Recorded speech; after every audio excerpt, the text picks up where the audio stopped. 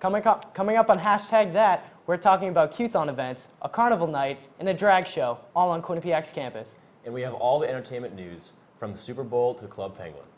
We are your source for Quinnipiac entertainment news.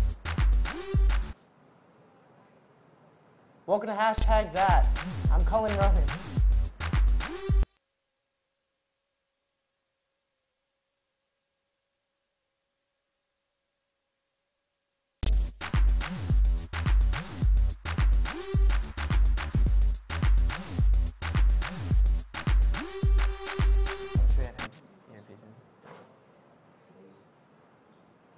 Welcome to Hashtag That. I'm Cullen Ronan. And I'm John McMahon. Today we are joined by Alex O'Brien, one of the executive directors of Q-thon. There have been a lot of events for Q-thon and many more in the future. Can you tell us a little more about the events that you've held? Yeah, so actually upcoming, on February 20th, we have our annual FTK night, which is where we're going to be revealing our morale dance for the first time. And then March 1st is our push day, so we're going to be pushing to raise $25,000 in that day for Connecticut children. Now, Q-thon is growing every year. How do you hope to keep this trend going?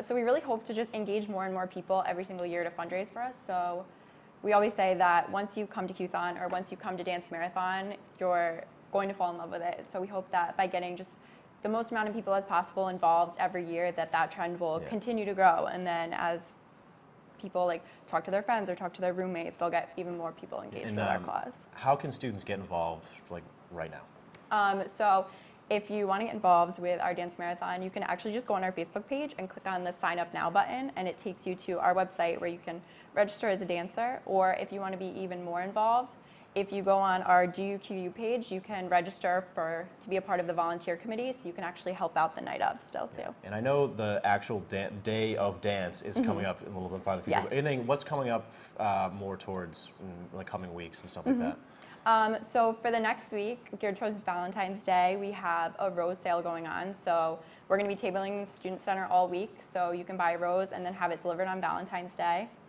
And then also we're having a fundraiser at Buffalo Wild Wings on Wednesday, and just a whole host of other things going on. All right, Alex, thank you so much. Thank you. All right, the Bridgeport Sound Tigers faced against the Rochester Americans last Friday, and all the proceeds actually went to Q-thon, Quinnipiac's dance marathon for the event. Q-thon tabled to sell tickets for $25, a discount of the usual $39 for the game. Q-thon hosts events throughout the academic year, all leading up to the day of the event.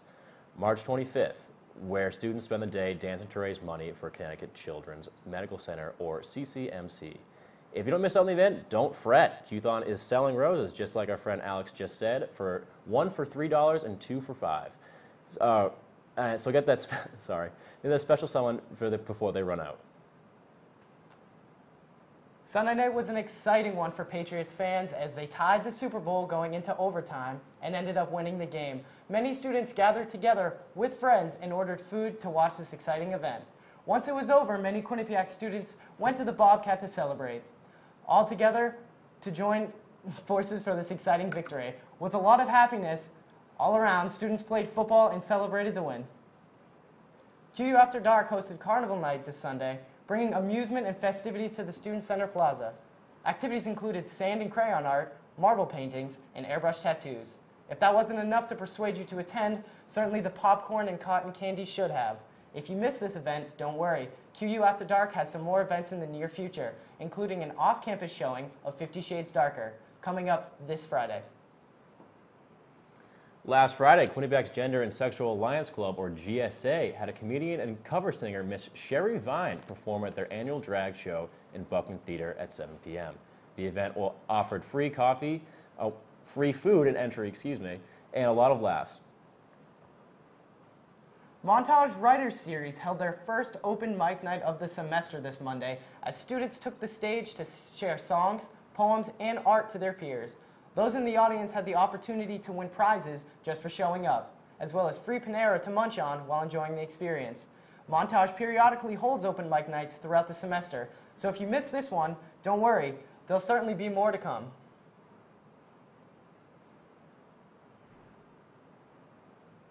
Oh, and now we have Chris with trending topics. Hello and welcome to Trending Topics. Let's get started right away with Super Bowl. Hello and welcome to Trending Topics. Let's get started right away with Super Bowl 51, our first trending topic. Because no matter what you are interested in, pretty much everyone watches this game. Twitter has been on fire during this game with people talking about the game itself, the not so funny commercials that went on, the halftime show, and everything else people found. Everything was under a microscope during this game, and there had to be millions of tweets about the Super Bowl. As for the game, the New England Patriots defeated the Atlanta Falcons in their first ever overtime game in Super Bowl history. Now on to my next topic. It's Valentine's Day. Yes, it's that time of year again, and some people are taking a different twist to it, giving gifts this year. On Twitter, the hashtag Valentine's Day gifts for my ex was trending. And some tweets were funny and some tweets were clever. And one person would like to give her best wishes to her ex, but I knew there was going to be some bad ones. So yeah, I'll let you check those ones out. See how, because some bad people with their tweets, and with that hashtag, and let's just say some people were not nice, but some people were extremely creative with this one. And let's move on to our next topic, which was hashtag as drunk me would say. Yes, you heard that one right. I have no idea where this one came from, but I saw it trending this morning, and I thought it was fantastic. The answers we're given for this hashtag have been all over the place, and they get better and better as you go further and further down the thread. The things people say when they are drunk range from sports to politics to even back to talking about their exes. But the best one I saw so far said hashtag as drunk me would say, the Falcons won. But trust me, there's so much more that you need to check out, and you will not be disappointed. So that's all the trending topics I got for you guys today. Send it back to you guys on the desk. Come back. We'll be talking about the Grammys, Club Penguin, and more. Don't go anywhere.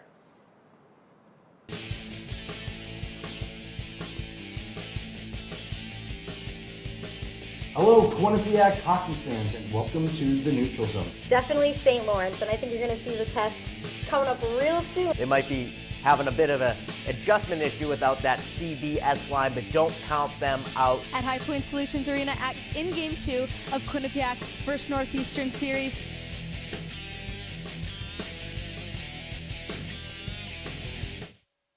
It's 9:30 Eastern, and you know what that means. Sports Pause is on the air. Ball played up the middle. Emmanuel with a little cheat off the pipe. Preseason just boils down to going after another national championship and not necessarily focusing on the one before. MJ, it is time for our favorite part of the show. It's the top 5 plays of the week, brought to you by B&D Deli, home of the Q-Dog. Let's talk about the first play you want to break down. Yeah, let's break it down right away. But the one name I'm going to throw out there is a freshman, Mika Maples. Coming up on hashtag that.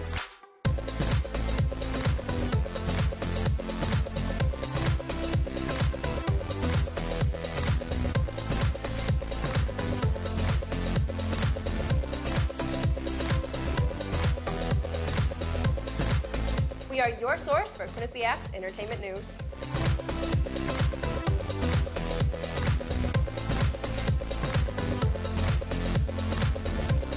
Coming up on Bobcat Breakdown. Coming up on Bobcat Breakdown. And welcome into Studio 125. So what? If you score 40 points in a basketball game, we all know you play Quinnipiac intramurals. We all know you love to shoot the rock. Well, if you think that's the most ridiculous thing you've ever heard, what I'm about to say, I guess, is going to be pretty ridiculous in your book. But I'm going to say yes, there is a controversy. I'm getting ready to punch the ball as it lands right in front of another Monmouth player. Welcome back. There is a lot of talk about the Super Bowl and many more celebrity news. Brooke has it all with this week's ENUs. Brooke? From Beyonce's big news to the Super Bowl, a lot has been happening in the entertainment world over the course of the past week. Last Wednesday, Beyonce revealed that she is once again pregnant, but this time with twins. Many people were shocked after she posted a picture on Instagram wearing just a bra and underwear to show her new baby bump could clearly be seen. This will be Jay-Z's and Beyonce's second and third children together. Blue Ivy can look forward to having 2 younger siblings. Beyonce is supposed to be headlining Coachella in April, but it is still unclear whether or not she will be able to perform that far into her pregnancy. Taking after Oprah, Kim Kardashian has decided to start a new book club for her fans. Her social media accounts are making it fast and easy for people to join the club. One of Kim's favorite books, titled Embraced by the Light, is the first book they will be reading. She's planning to host her meetings on her app. People can read the books on Kindles or iPads. Twitter offered to help out, so we will see if Kim takes up their offer. And finally, the 51st Super Bowl is now in the books. Aside from the great game between the New England Patriots and the Atlanta Falcons, the entertainment really drew the audience's attention. In Philippa Sue, Renee Elise Goldsberry, and Jasmine Cephas Jones, the Schuyler sisters, from the Tony Award-winning Broadway show Hamilton, kicked the night off by performing their rendition of America the Beautiful. Besides delivering a beautifully harmonized patriotic song, they added a little bit to the lyrics by singing "And Crown Thy Good with Brotherhood and Sisterhood from Sea to Shining Sea" to emphasize the controversy that is currently going on in our country. Successful country artist Luke Bryan wowed the audience with his singing of the national anthem. He was the first male artist to perform the national anthem at the Super Bowl since Billy Joel did 10 years ago. He chose to sing a cappella to give the song more emotional depth.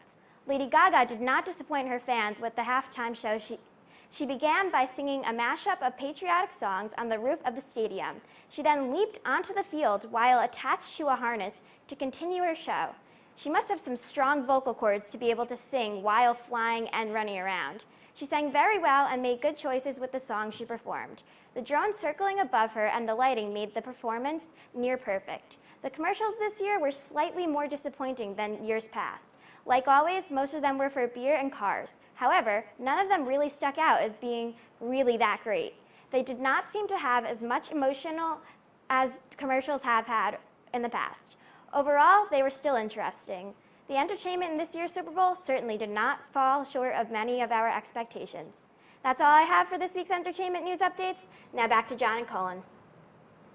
Well, it is truly an end of an era, as news of the popular MMO online game Club Penguin is shutting down its servers in the spring.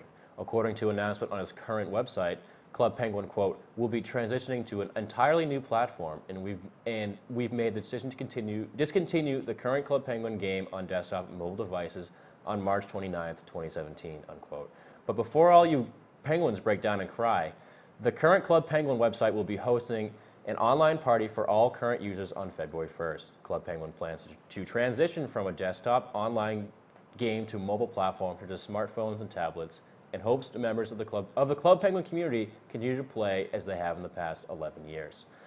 So, Colin, with the end of Club Penguin, what were some classic computer games that you played as a kid? Well, I don't know if a lot of people agree with this, but I was a big Tamagotchi guy. I loved having that little handheld pet. I'm pretty sure the only reason I ever got one for Christmas is because my mom didn't want me to have a real pet. So I got a Tamagotchi to take care of, and you know what?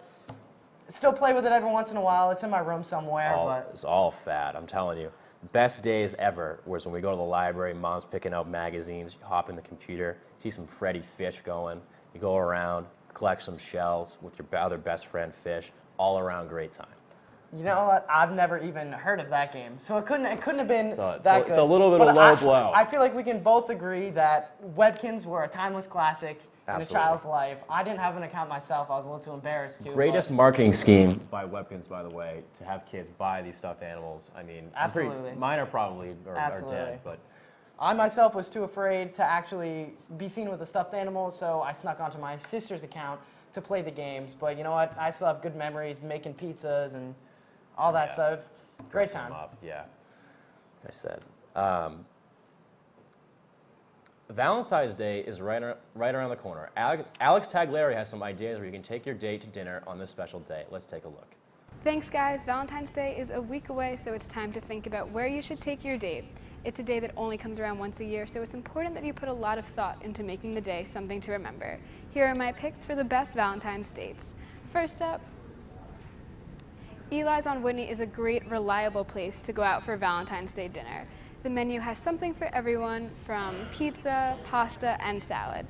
And if your date is boring, make sure to sit near the bar over here so you can drown them out by watching whatever game is on TV.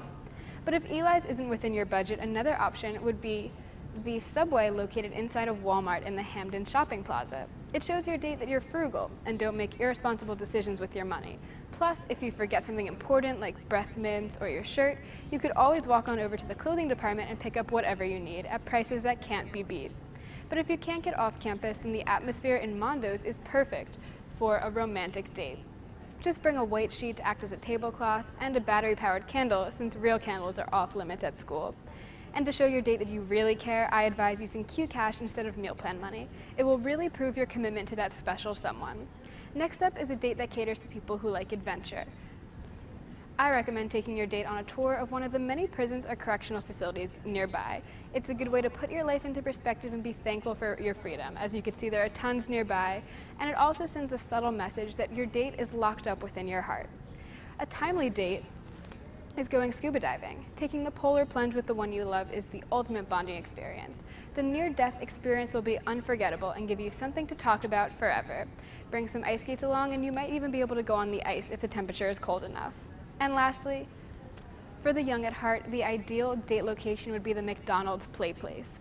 It will make you feel wistful for the good old days and also bring out you and your date's playful sides.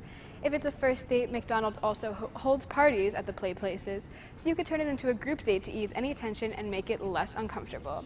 In all seriousness, if you're with the right person, it won't matter where or how you spend the most romantic day of the year. Happy Valentine's Day, and back to Cullen and John at the desk. There are many funny videos all over the internet. Some are just too funny you can't help but laugh. Josh Silverman and Drew Feinberg attempt to try the not to laugh challenge. The goal is to not laugh while watching these funny videos. Let's see how they did. Hello, hashtag. Drew Feinberg here with my buddy Josh Silverman here to do the Try Not to Laugh challenge. It's going to be tough. I don't know. We laugh a lot anyway, so let's get started. Oh, geez. How'd that feel? Nah, I'm good. I'm perfect. That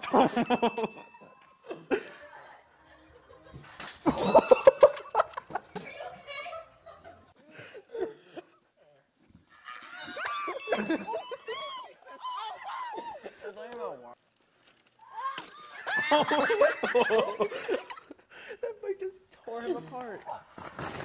Oh. You ever fallen like that? You all right? Yeah. No.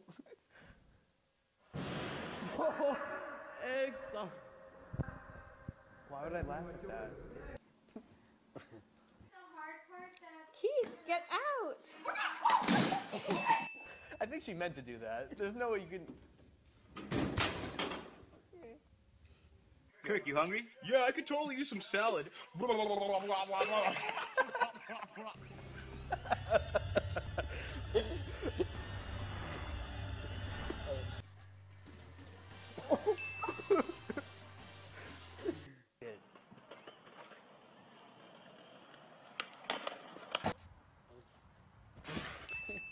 She was so into it. Oh my god. It's a good song. Oh, this is kind of cute. This sounds funny. Oh! Thoughts? I thought more would make me laugh, if I'm being honest. I'm gonna agree. I think there should have been more that made me laugh. It doesn't take a lot to make us laugh in there general. were a lot just like someone falling, like... It happens. It happens to me constantly. And I usually laugh at myself, so... It's not really gonna make me laugh. But that's gonna do it for us. Back to you guys at the desk. When we come back, we'll debate who we think performed the best for the halftime show. Stay with us.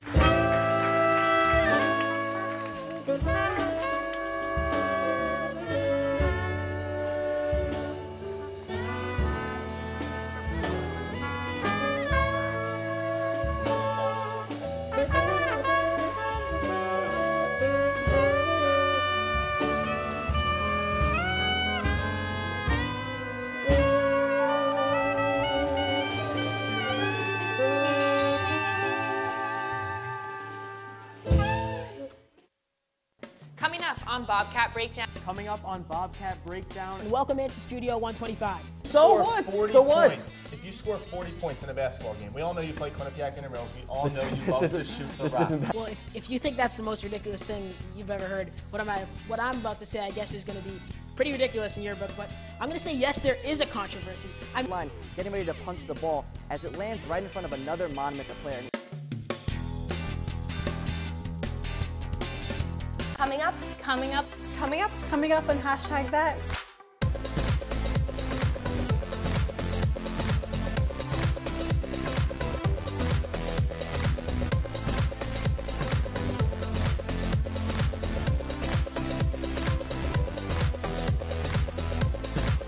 We are your source for Quinnipiac's entertainment news.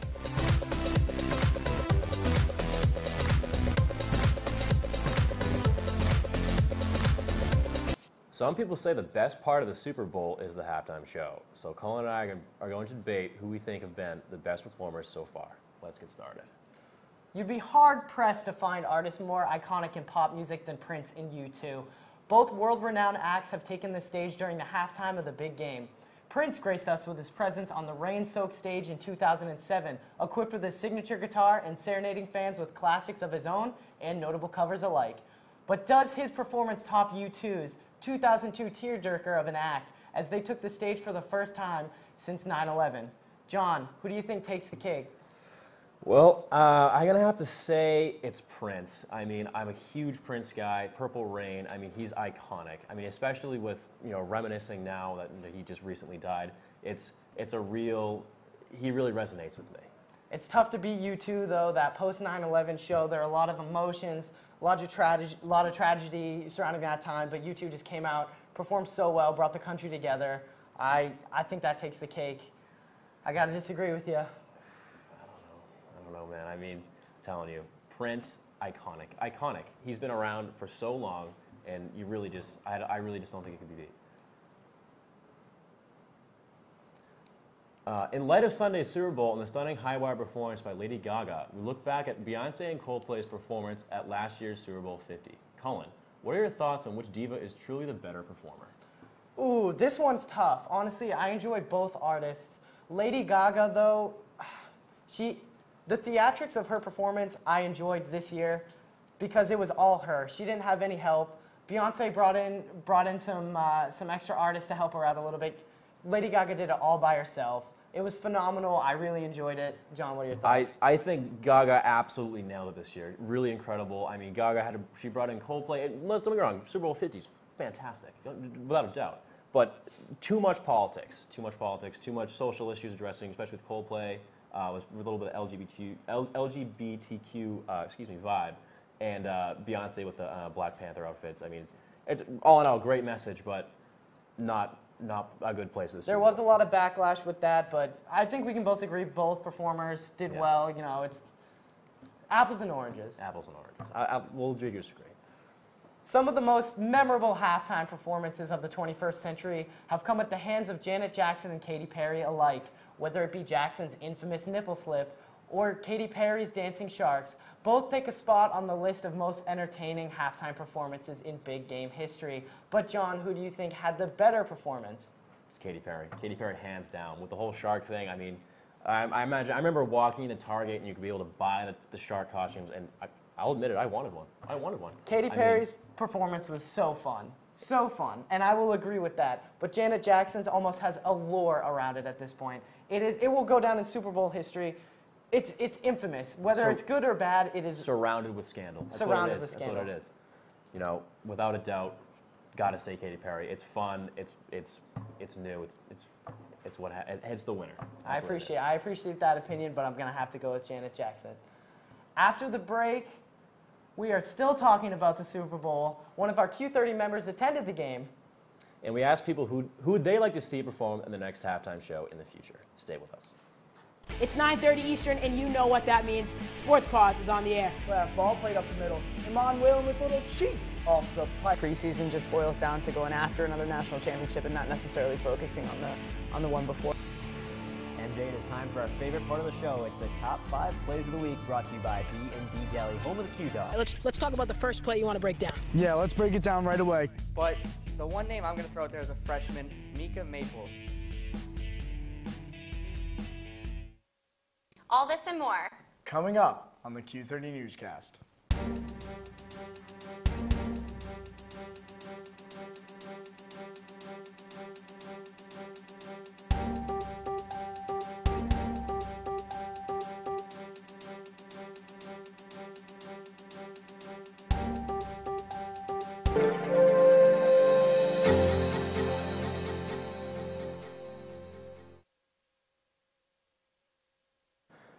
Q30's very own Shanna McCarson traveled to Houston, Texas to attend the Super Bowl and watch history in the making. Let's take a look at all the fun in this week's Snapchat That.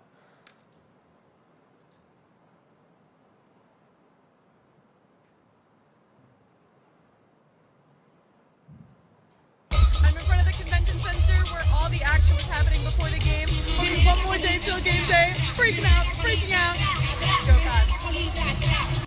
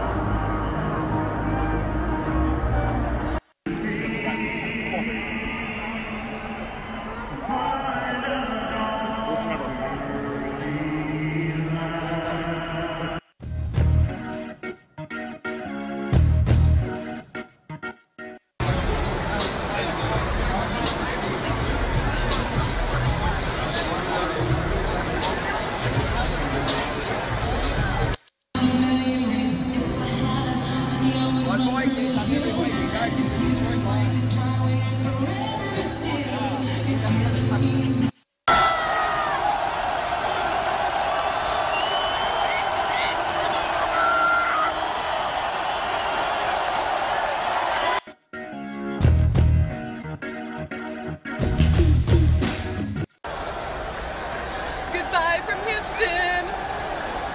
That's 5 if you're keeping count. Sticking with the Super Bowl theme, let's talk about the halftime show. Lady Gaga was the performer this year, but we asked Q30 members who'd they like to see perform in the upcoming years. Let's take a look at what they had to say. Hey hashtag, it's Carrie back again this week to tell you who I think would be my ideal performance at the Super Bowl, and that is by far my favorite artist in the whole world, Rihanna. It will be my absolute dream come true to see her perform one day in the Super Bowl, and hopefully maybe I'll be there for it, no matter who's playing. Hopefully the Panthers, because I love Cam Newton too. So definitely Rihanna. Alright, this is Mike Iozzo from Newscast, and my ideal halftime performance would have to be Drake. Alright, this guy pumps everybody up. That's what you need if your team is losing. You get the good feeling, you get the spirit. He will pump everybody up. Kyle Lavasser reporting here from the stairwell. If I had to choose my ideal Super Bowl halftime show, it would have to be Andrew Badillo chugging more than one bottle of hot sauce like he did at the Holiday Hottie competition. He's got to break his record, guys. Come on. Hey hashtag, I'm Charlie Yukowitz from the sports department, and to answer your question, I would have to say my dream already came true with Coldplay as the halftime show, but if I had to pick someone else, then I'd have to go with Jay-Z. Thanks. Hi, it's Alex, and my ideal Super Bowl halftime performance would have to be The Killers. If they performed a medley of all their songs from Hot Fuss, I would be loving it. Those are all great choices, but personally, I'm a huge Frank Ocean guy. I would love to see him perform at the halftime show. I know he's kind of a hermit. He doesn't play a lot of shows, and playing in front of a stage that big certainly isn't something he's looking for. But if he took the time and wanted to do it, I would absolutely love to see that. See, I have to say, Chance the Rapper, with this whole year, like with him, all the stuff he's done, you know, not signing labels, he's really famous for that. Nominated for a Grammy this year. Nominated for a Grammy, exactly, you know, would be huge. Would be huge for his career to come out next year and say, I did a Super Bowl halftime show. Just, I'm an R&B guy myself. Frank Ocean has been my guy since I first heard him in 2012. But along those lines, I feel like The Weeknd would also put on a great show. He's big. He's more relevant now. I feel like with the younger generation, a lot of people don't know who Frank Ocean is, but The Weeknd could also be a solid choice. Shifting gears, I think fantastic bands, totally left field pick, Mumford & Sons. You know, I could hear the banjo all day. Center field would be incredible. If I hear I Will Wait at halftime, I could die a happy man. You know what? I agree. It's a small market, but I feel like it would work. Well, that's all the time we have for this week's episode of Hashtag. Be sure to follow us on Twitter and Instagram at #ThatQU. And check out this week's episode and others at Q30television.com. Thanks for watching.